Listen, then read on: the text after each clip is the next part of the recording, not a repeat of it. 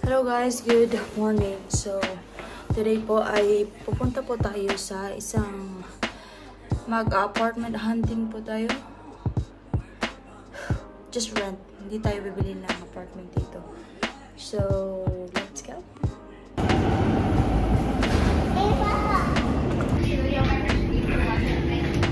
Olivia.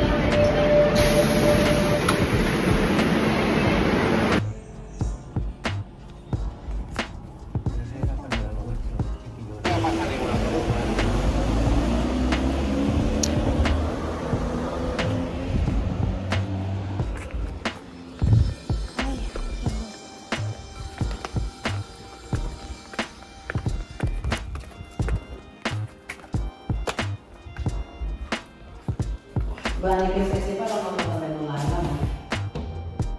Oo, ¿Serio? Pues iba a ser peor.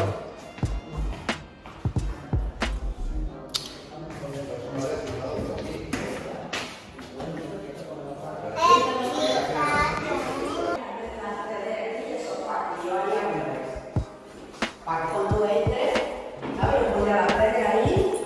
Un sofá que...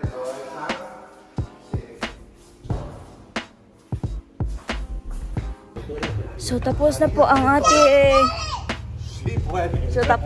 ating apartment hunting, no?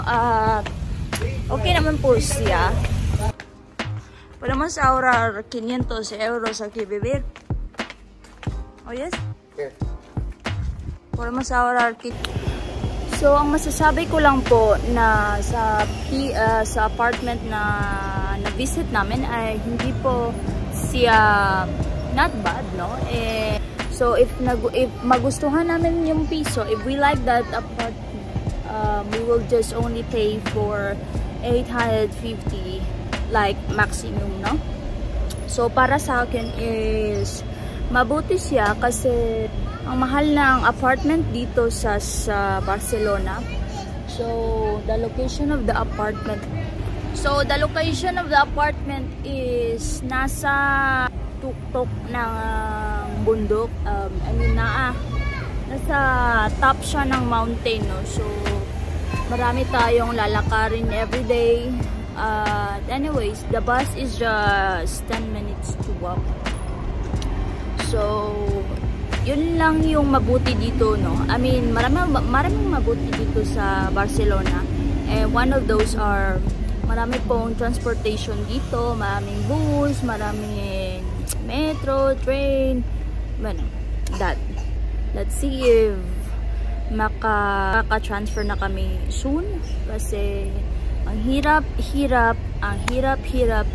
tumira sa isang Spanish mother-in-law. I don't know, just Spanish or maybe, I mean, talagang importante talaga yung may titirhan ka na iyo at may bahay ka na private lang sa inyong mag-asawa at hindi ka nakakahati sa isang tao na ayaw sa'yo, you know? So, let's see. Well, if you wanna know more my stories, and I will appreciate if you like this video and subscribe to my channel. Bye! See you if naka-transfer na kami ng apartment. Bye-bye!